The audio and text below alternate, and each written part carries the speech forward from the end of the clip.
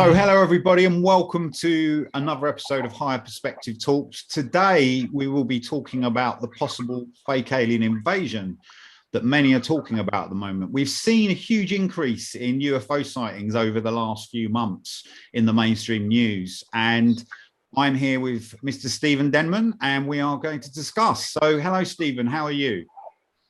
Hi there, Zach. Yeah, I'm doing well. I'm feeling great. And how's everything with you? Very good, thanks. Yeah, all groovy, you know, moving on. Good. So let's go into your notes and what you've kind of researched about this fake alien invasion that could be coming up very soon by the way things are moving in the mainstream. So tell us a little bit more about that.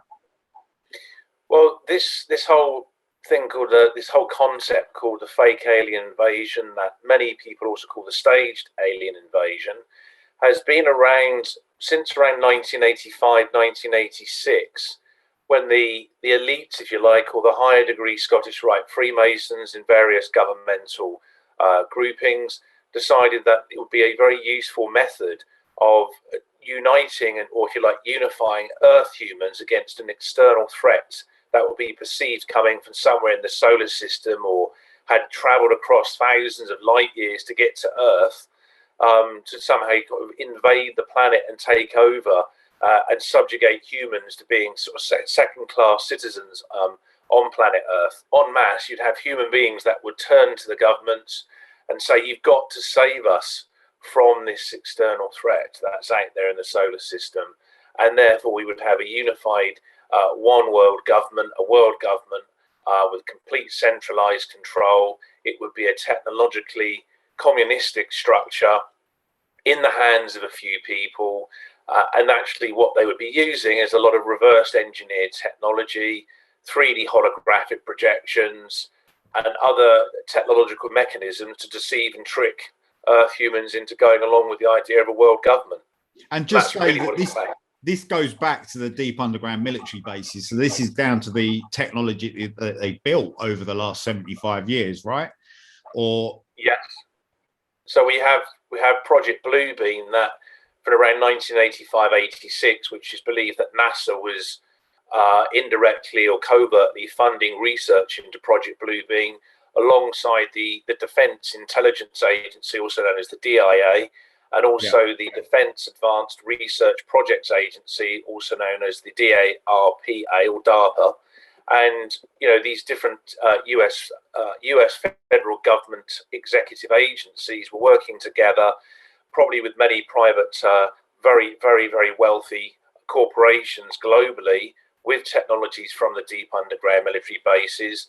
And yes, it does connect into obviously what happened on the 20th of February 1954 with the signing of the Greada Treaty at Muroc Air Force Base, that became Edwards Air Force Base in Kern County in Southern California, when the 33rd degree Scottish Rite Freemason and US President David Dwight Eisenhower signed that Greada Treaty with the Rigelian Greys, who come from the planet Greada orbiting the star Rigel, also known as Beta Orionis in the Rigel system in the Orion constellation. And we've had, you know, since that time, the development of the deep underground military bases en masse around the planet, the introduction of the AI computer systems that will also be used to help create this seemingly realistic fake alien invasion that also many call the staged alien invasion.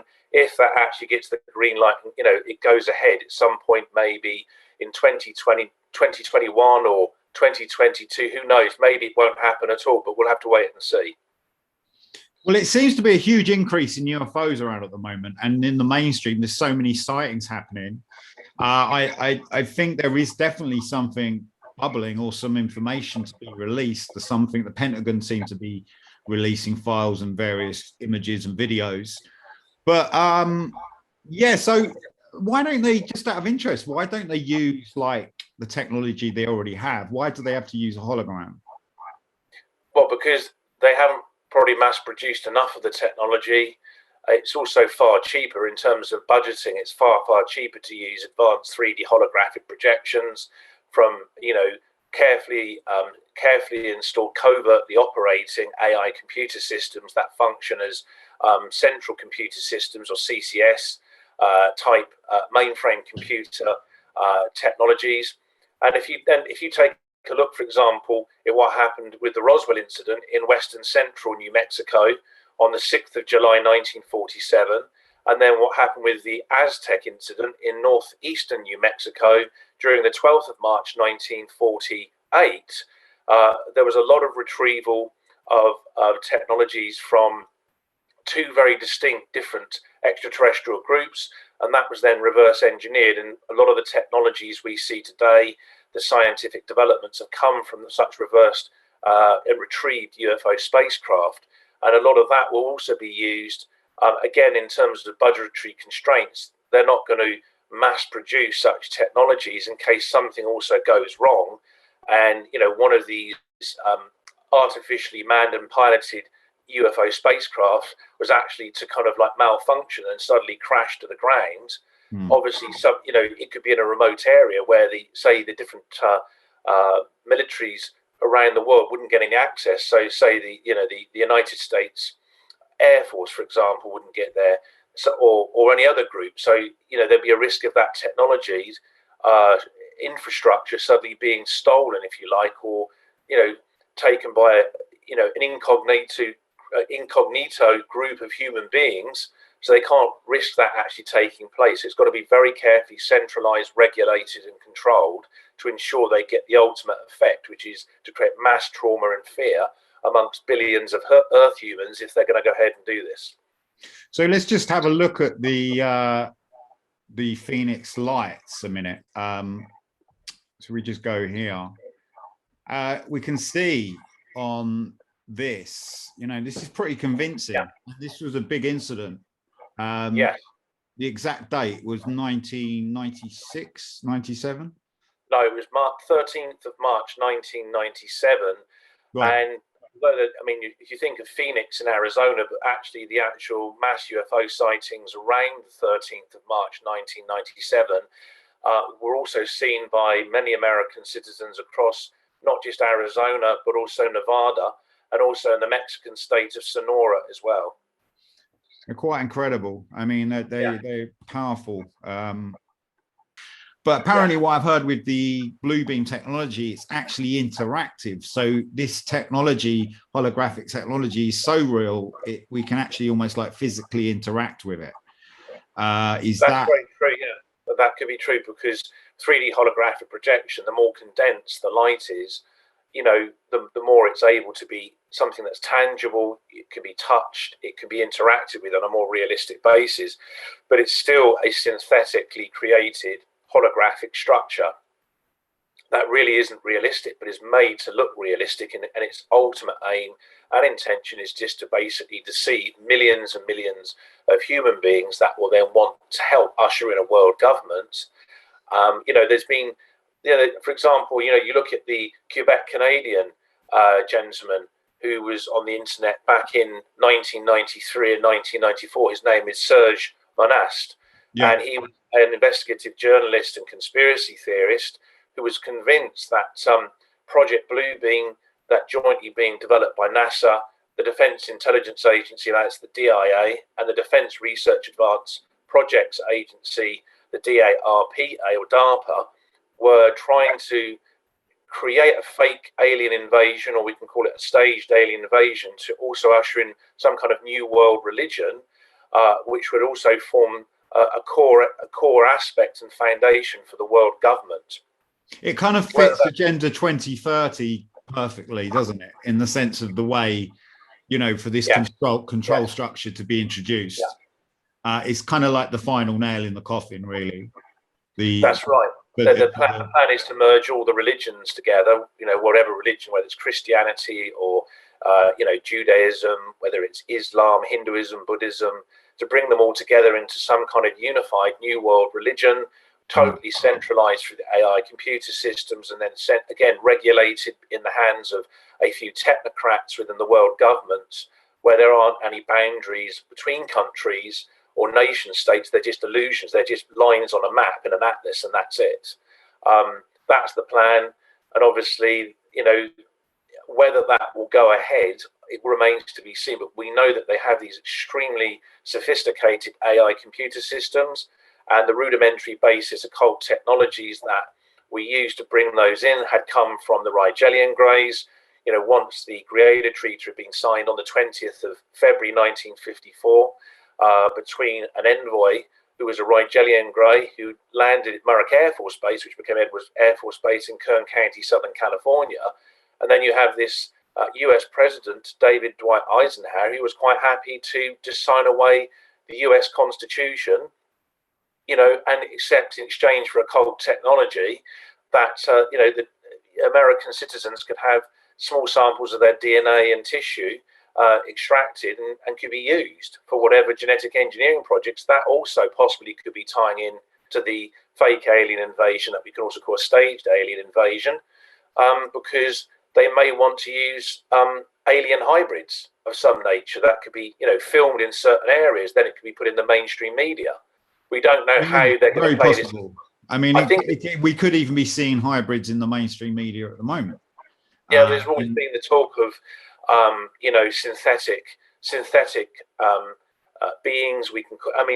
Whether they're reptilian hybrids, whether they are synthetic 3D holographic projections that are being transmitted from some central computer system and deep underground military base, or perhaps something else, maybe some other kind of mammalian hybrids where there's been mitochondrial RNA and DNA changes made, so they look realistically like other humans, like Homo sapiens, but actually there's actually major internal genetic differences.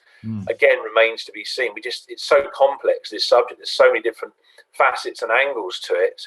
But I believe that if a fake alien invasion that we can call a staged alien invasion is to go ahead, it will be a mixture of the 3D holographic projections. You could also look at, for example, the higher frequency active aurora research program, also known as HARP, and other forms of weather manipulation technology, or WMT. That could play into it. We've seen in many. It could even be the also as well Elon Musk's satellites. The satellites that are up at the moment. I mean, I think 60 satellites are going up a week at the moment. Yeah. So yeah, I mean, they started already broadcasting 5G, I think, in America through the internet. So this is powerful frequency slowly across the planet. Yeah.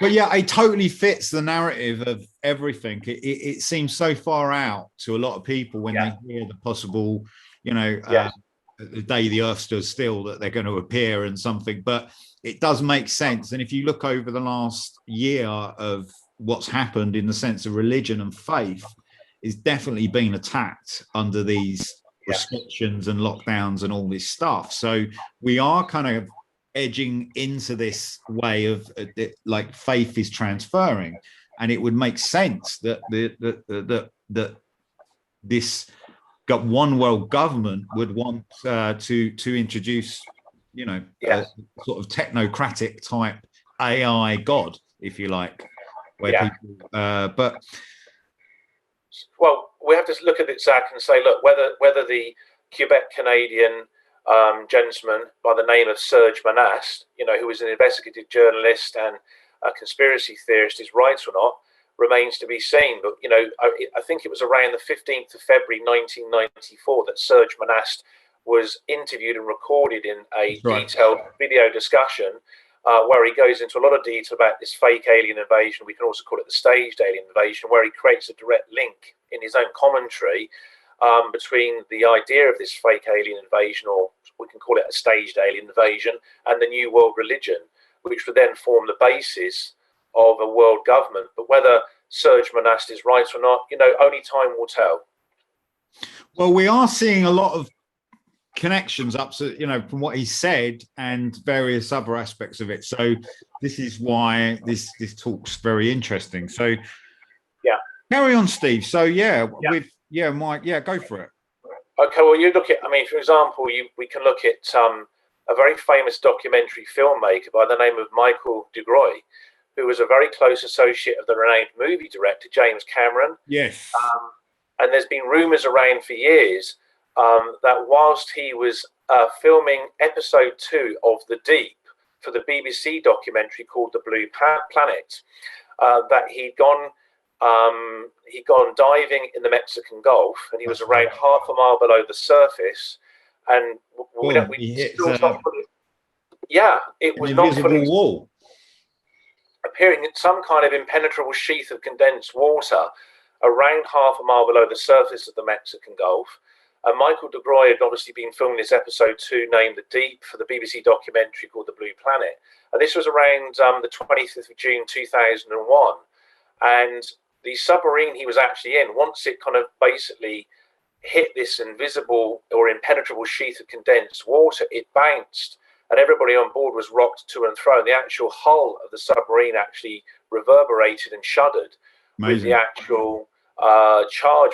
Whether it was an electromagnetic shielding device remains to be seen, but we do know, not just from the excellent work of Michael de Bruy, which can be seen in his biographical documentary film called Diving Deep, The Life and Times of Mike de Bruy.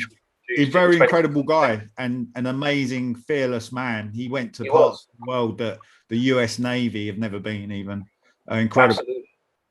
So we know that there's been hundreds and hundreds of sightings of, what when they're in the water, they're called unidentified submersible objects, or USOs. When they're in the airspace, they're called unidentified flying objects.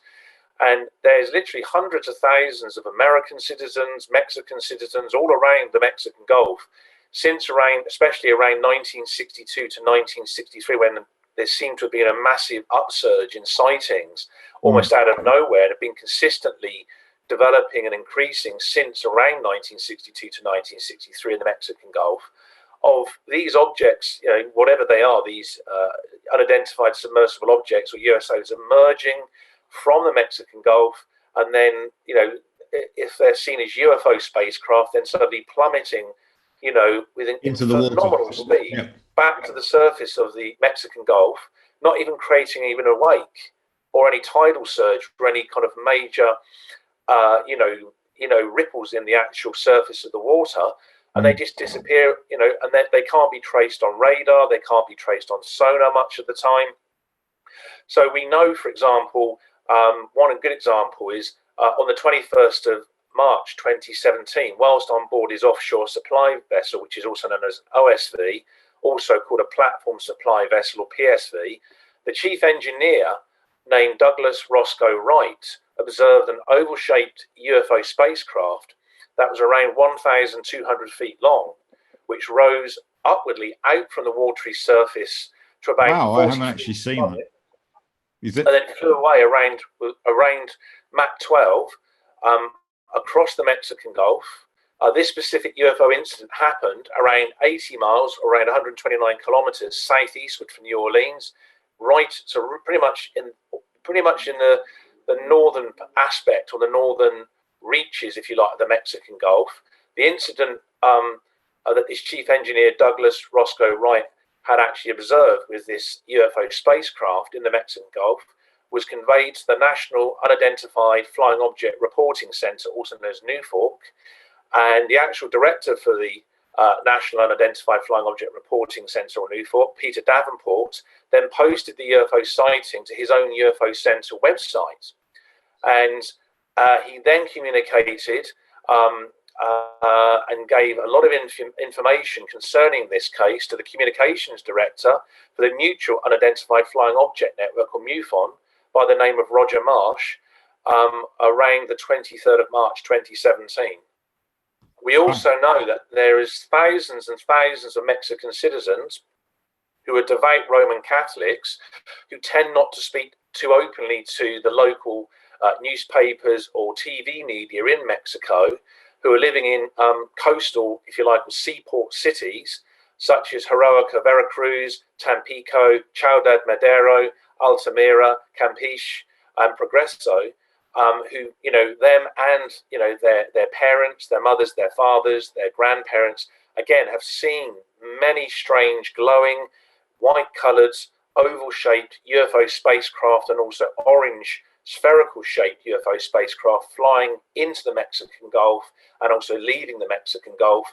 And some of them have seen pyramidal shaped, again, white glowing UFO spacecraft also do the same on many occasions. And again, this great upsurge in these kinds of unusual and very special, in many ways, UFO sightings in the Mexican Gulf date back to from 1962 and then onwards to 1963, where there was a very high concentration of UFO sightings there. And then they just steadily grew from there, from that time right up until now. And as you said, it's an ongoing level of increasing UFO sightings by Earth humans in many countries around planet Earth. Now, how many of these are 3D holographic projections or are actually piloted and navigated by either extraterrestrials or perhaps ultra-terrestrials, whether they've come from a parallel dimension, a parallel reality, or a parallel universe, we do not know. Well, I would say, I think we do have an inkling, a little idea, and I think we kind of know that probably a lot of the majority of UFOs we're seeing on the planet that is, not necessarily in the sky, are going to be military based. There is going to be few, and I know yourself and me, we've seen UFOs, we've seen some strange objects, and we know that they couldn't be military objects. We know that there's something else in them. You're saying about the orange orbs and things like this, these, which I think you refer to them as the Atife, which is...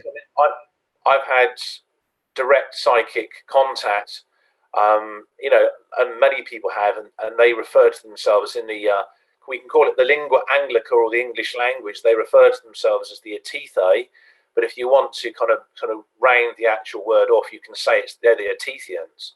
Okay. And these beings are connected to, in some way, a type of galactic federation. We can also call it a galactic council. They're not openly allowed to directly interfere with the affairs of human beings on this planet, or they're not allowed to have any direct contact with anything to do with, say, the United Nations or the European Union or the US federal government, or any government. Basically, the drama of planet Earth, they don't get involved in. They don't get involved in the political minion class. They're not interested in the higher degree Scottish Rite Freemasons or the secret society networks. These ultra terrestrials, they're super psychic, super telepathic, completely empathic, sentient life forms. Their whole existences are trans-dimensional and interdimensional in nature, and they're very focused on the biosphere around planet Earth and what's happening in the seas and the oceans, and protecting all the different forms of flora and fauna, whether land-based or aquatic. But they're not going to get directly involved. Now, I don't know how that would interplay with a kind of fake alien invasion, or perhaps a staged alien invasion. I don't know. Well, that's where it's going to get really interesting, because if this does happen and you have this fake invasion happening, then there may be beings that will interact in it in another way. There's so many factors of this, isn't there? That's the interesting thing. When they're rolling out their predictive programming, the key thing is they had to familiarize the general public, Earth humans, in pretty much every country on planet Earth, with the idea of accepting, yes, if say the US federal government or the Mexican government, the European Union, HM government in the United Kingdom of Great Britain, or wherever, whether it was whether it's the Russian government, the Chinese government, if they come out and it's officialized by those bureaucrats or those military personnel within the governmental structures of those countries, then the majority of people will listen, because it's not classed as a conspiracy theory.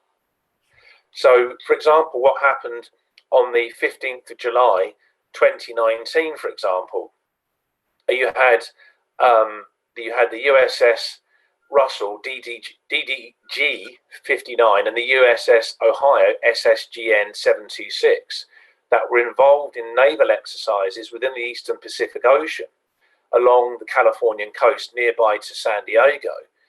And some very interesting unexplained aerial phenomena occurred concerning 3 spherical UFO spacecraft and 1 pyramidal shaped UFO spacecraft that were filmed using night vision equipment. Now, then you have, the US Defense Department and the Pentagon now officializing that. So that's been accepted, and that's, again, it's about preparing human beings for the fact that we aren't alone on this planet, and there is many different extraterrestrial groups that are either here now or are coming and going regularly from our lovely little planet Earth in this solar system. And they're going to keep on doing that. And because they're so scientifically and technologically advanced, Steve, this was the most recent one of what you were just talking about, the triangles that we had. Quite amazing, to be honest. Let me just get, okay, so we've got that up. So let's just get that. So this was on CNN. And we can see it's not the best of videos, but we begin to see, let's just go back to here. But we can see here, clearly see this must be a very good night vision camera. Yes. But yeah, it was five or six triangles. I mean, there were 3 US Navy vessels that were filming with night vision equipment these different UFO spacecraft. You had the USS Russell DDG-59, the USS Ohio SSGN-726. But you also had the USS Omaha LCS-12. And all of them were in the Eastern Pacific Ocean at that time on the 15th of July 2019, using night scope equipment. And there were hundreds of US Navy personnel, whether they were sailors or they were commissioned officers, on the decks and actually inside those naval vessels that were watching what was going on. So again, the fact that the US Navy and then obviously the US Defense Department and the Pentagon are officializing that is preparing for some kind of disclosure, and how that interplays with some kind of, fake alien invasion. And there we can call it a staged alien invasion. Again, it's a time tested phrase, but we will have to wait and see, because only time will tell. Have you ever seen a flying triangle, Steve? Yes, I have. Yes. How did it feel watching it? The flying triangle. I'll just give a brief outline of what happened. It was, I was traveling. It was the M4 motorway coming back from Wiltshire in southwest England. It was around. It was April 1998, and I remember it was around 9:30 in the evening, and to the left-hand side of the M4. There's thousands of acres of ancient woodland there, some farmers' fields, and it was still in Wiltshire. And I remember I just sensed a light moving above the silhouette, the tree canopy. There's no street lights there, just silhouetted. You saw the clear sky. And I remember looking across very briefly and seeing this huge, dark, greyish triangle. It had a kind of dark, ashen, metallic appearance, with a huge red orb of light at its center, rising above the canopy of all these trees. It was only about 250 to 300 feet in altitude above ground level. It then moved out over the wooded area and went literally straight over the M4 motorway to the farmers' fields on the other side, and just kept on going. It made no noise, absolutely no, completely silent. And there were three smaller white lights, one at each corner of this flying triangle, and in the center was a much larger, slightly pulsating red orb of light. And it was huge. It would have been probably its diameter would have been larger than a Boeing 747 commercial aircraft. And obviously the whole thing is completely it's a much larger structure, because it doesn't have a fuselage and 2 wings. The entire structure is the entire mass from each corner of that flying triangle. So yeah, I had that experience, and when I had that, it felt very otherworldly. And the first question I asked was, is that extraterrestrials piloting that flying triangle, or is that human beings that are involved in some kind of secret space program or something else that's piloting that flying triangle? How about yourself, Zach? Yeah, I mean, I have had some strange experiences. I mean, especially when I've been filming. I picked up some very strange things on camera. So a common theme at the moment for me is these rods. So I'm catching a lot of these flying rods on camera. I will compile a video of these together very soon. But yeah, there's definitely, I've had some experiences that I felt that there's a communication. It's almost that I'm meant to see it. I've never seen a flying triangle, but when I've heard of people that have seen them, it can be quite an eerie feeling. They're left with quite a nervous, a feeling of fear around them. Which I don't know if they're emanating that as a craft or as their presence, or just the fact they are very bizarre. They are very strange occurrence. If you saw a flying triangle going through the air. There are many extraterrestrial groups that have the technology to create synthetic fear and terror in human beings. It's, traditionally it was known, after the Creator Treaty was signed on the 20th of February 1954. It was known that the Rigelian Greys, also known as the Tall Greys and the Greadans, alongside the Zeta Reticulan type A Greys and the Zeta Reticulan type B Greys, were experts at using synthetic fear and terror during alien abduction experiences in many countries, especially in the United States of America and Canada. And it was used as a way to kind of make human beings freeze and not actually proactively do something to, stave off the alien abduction. So, yes, it can happen. They're not the only groups that do that. There are other extraterrestrials that use that technology. There's actually Nordic Pleiadians that use that technology. And I can think of many other groups. I'm not going to go into listing them all. But yeah, they have I'd say a lot of them use that kind of technology, knowing that it will affect emotionally human beings in a way that will have a desired outcome for them in terms of something that they're planning or doing, or an objective they're wanting to achieve, and then they obviously just basically quickly leave by teleporting. It's actually an old war tactic, in the sense of they used, not obviously it wasn't holographic they used in World War II, but in the world wars they used scenarios where they pretended something was happening when it wasn't, to obviously regain a position of power. So it makes sense, but it's what do you think about sci-fi films and that connection of how Hollywood have painted this picture? There's been, over the last 10 years, Independence Day, all that kind of era of films, there's always been a sense that this invasive force, is it all invasive? Because we talked briefly earlier about the Atife. Now, they're a positive, well, I wouldn't necessarily say positive, but they want to nurture the planet and they want to look after it. They want to make it a better place.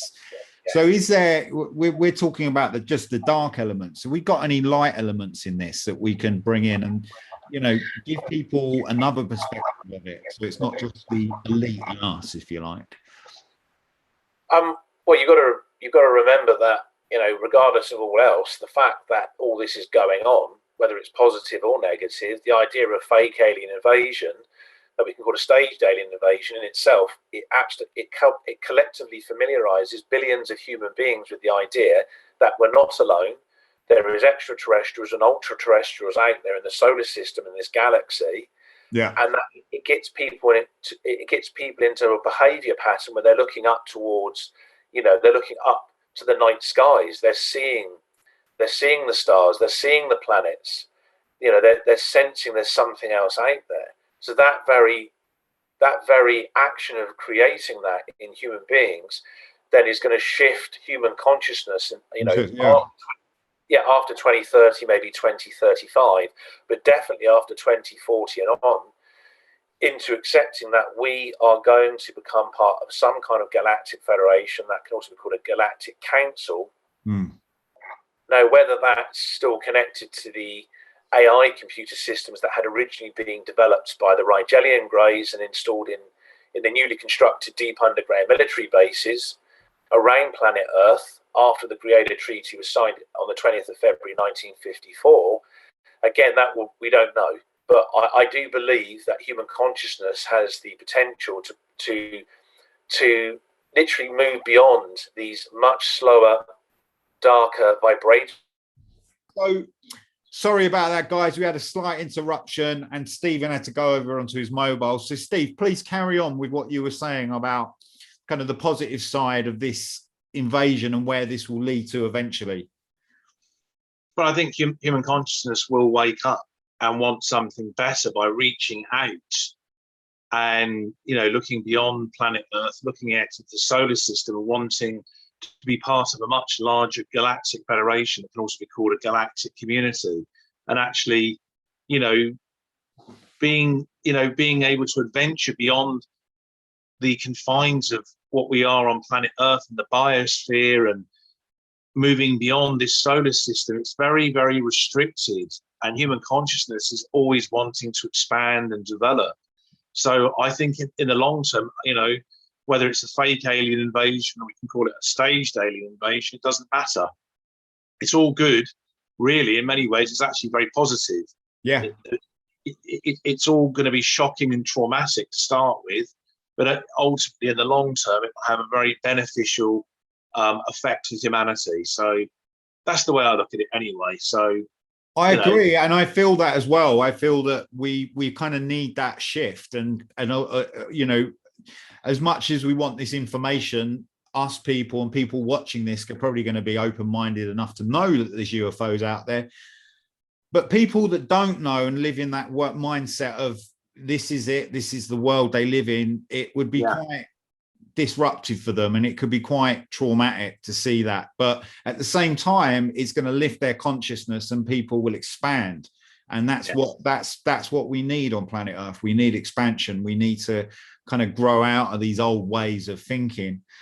Yes, it's a very positive long-term future that human beings have got. It doesn't seem that way at the moment. It may seem bleak, but we are going to be fully part of that galactic federation. You can call it a galactic council. We're going to be part of something much better, and we do need to reach out and find something better than what's on planet Earth, because it's a real mess, you know, on this planet, and we need to really go out and start exploring this galaxy.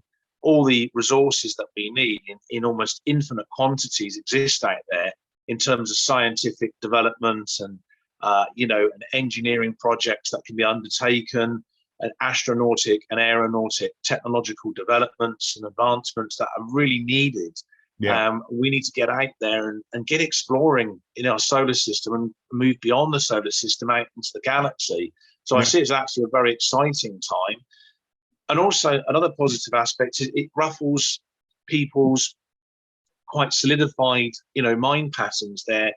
Maybe they've got stuck belief systems, and maybe it's a way of creating a perceptual shift that is desperately needed on this planet within human consciousness, to give it something greater to focus on than the egocentric minutiae of daily life that is so repetitive. In many ways, it's quite stuck. We can see that's burning out now, though. That whole old life, them old patterns, they are leaving us. I think one of the biggest things people are going through at the moment is having to leave that old world, and that's more the trauma that's going on. They're trying to relate back to it. They're trying to look back at the new normal and bring it back to bring back what they had, but that isn't ever going to happen again. No. And I find that, I know yourself as well, we both find that really exciting. I think anybody watching this will find it exciting that there is this sense of adventure, which I've always seen life to be like. And it's only been the systematic processes of, having to work and do these mundane things that have brought me into that depression and made me feel like, what is the point? These things give me expansion. This makes me excited to think, we are having this shift. We are going to have these technologies introduced. We are going to have these things happen, but it would be lovely that all of us went along that journey and, we all kind of came together on that.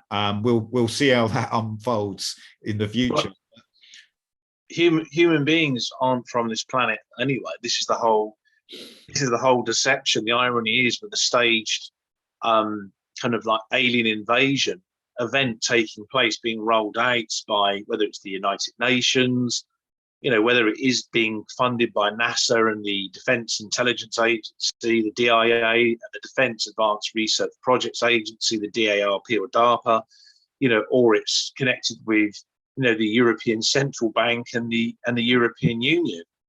We don't know exactly, but what we do know is that human beings came from the stars. We're going to be in some fashion, ironically, realigning ourselves with that entire journey that we had come from back to the stars. We go back to those very anciently founded interstellar, ethereal roots and origins from which the genetics of human beings have originated. That's really a very important aspect of this, and again will further enhance and develop human consciousness in the long term. So Homo sapiens on planet Earth, it's time to become something much better than what we are now. I think it's become a very repetitive lifestyle mechanism that the majority of human beings live under, with corporate control. We can call many aspects of Western lifestyles psychotronically interlinked modes of coercive thinking. Is really what is going on, and that's not who we are. We're much greater than that. We're much better than that, and we need to get back to our connection with the cosmic universe, with what's out there and beyond our solar system. And the planet Mars is very much part of that, because of the civilization that had existed there, that the Martian Aryans created, many aeons ago. I mean, that's a discussion for another time. But we will do a talk on Mars. We 100%. Yeah, exactly. Yeah, absolutely. But this is really what needs to be addressed as the positive aspects of what we can class as this fake alien invasion, or shall we say the staged alien invasion. It's not all doom and gloom. And after 2030, 2035 and onwards, there's a great chance for human beings, a great opportunity to really look towards the heavens and say, wow, that, the cosmic universe, that's where we're heading. I mean, you just look at the night sky, regardless of whether it's 3D holographic projections of UFO spacecraft coming from an AI computer system in some deep underground military base or not. What is out there is what we should be heading back to. Just go for a walk in the nighttime and look at the heavens. Go away from the street-lit area, any urban area. Go out into the open countryside. Go up into a mountainous area. You look at the Andes, in Peru, in South America. It's incredible. Machu Picchu. In the Andean mountains, it's just incredible. It takes 3 days to get up there, and many people don't even want to leave when they're there, because they lay on their backs looking up towards the stars. It's something else. And there's billions and billions of stars there. And you're looking up and you think, around most of those stars there are planets and moons, and most of them are probably oxygen enriched. They've got complex atmospheric structures. They've got at least rudimentary to intermediate biospheres. There's going to be, billions upon billions of different life forms, flora and fauna, whether it's birds or mammals or insects, whether it's whatever it is, crustacea, mollusks, fishes, or trees, plants, fungi, or anything else. It's all out there waiting to be embraced by human beings. So Homo sapiens need to move beyond planet Earth, and maybe this fake alien invasion or whatever staged alien invasion is actually going to be playing a much greater role than the elite, whether we can say they're the higher degree Scottish Rite Freemasons or not. They've got their own agenda, whether it's I think that's part of it. I don't think it's all that. I think it's a section of it, and I think not everybody in that group knows about it necessarily. But I think it's compartmentalized information amongst the technocrats and all the governmental structures globally. But, whatever their agenda is, the point I'm making is human consciousness, and it ironically has its own much longer agenda that operates and functions outside linear space-time anyway. So I don't think it really matters, that much. And billions of human beings will move on from this world, and billions more human beings, or Homo sapiens, or whatever we define as human beings, will incarnate on planet Earth and be part of something that's going to lead to, the new space race, and the great advancement of newly developed astronautic and aeronautic technologies that we can use, and get out there to the planet Mars and get out there, past Jupiter and Saturn, Uranus and Neptune, and the staged alien invasion scenario that the elites or the higher degree Scottish Rite Freemasons are wheeling out. Whether that is going to be fully achieved and fulfilled remains to be seen. Maybe it won't happen. We don't know, but maybe it will. But it doesn't matter to some extent, because human consciousness has a much greater level of potential than just being focused on something that they've allowed, if you like, the collective shadow at the top of the earth-based human system to take control of and steer us in that direction. But it's not necessarily going to be the long-term future for humans to focus on such negatively based aspects of the predictive programming that people have been given. After 2030, 2035, things are going to start to positively change. So it's all good, really, in the long term. Everything becomes good in the long term. There's always light. There's always light, and it will get through to that point. And I think, I echo what you say. I feel that this is part of our evolution. We need the technology, and things that are coming are going to happen one way or another, and it's a matter for us to engage with them in the most positive way we can. Obviously, there are forces that don't want to do that necessarily, but we don't need to focus on that. The technology, space travel, the concept even of 5G to some level, there's elements of it that are very useful and beneficial to us. So, there is a lot of good things here. And I feel that's how we should look at this, is look at this as evolution and be excited. We should all be excited about the future, because there is some very exciting times to come. And, this is not all doom and gloom. There is a lot of light in this, and let's stay on that path and look at the light of it. Yeah, absolutely. Talk, Steve, and really excellent. You covered a lot, and there's so much detail that I would like to go into. I like to let you talk because you just have such a knowledge of power and an amazing brain. So, I love people listening. And Steve and I've listened to over the years, and I've gained a lot of influence from what I do from listening to my brother. And he's opened my mind up in many ways to many stories. So, Stephen is an amazing guy, and we're going to be back next week for another episode of Higher Perspective Talks. So it's well done, Stephen. Very nice. Thank you very much. Thank you, Zach. And that's it's been a wonderful video discussion on the subject of the fake alien invasion, or we can call it a staged alien invasion. Whether it manifests on planet Earth for human beings or not in 2021 or beyond, who knows? We'll have to wait and see. Only time will tell. Time will tell. And until next week, guys, brilliant, lovely. It's bye from me, Zachary Denman. And it's bye from me, Stephen Denman.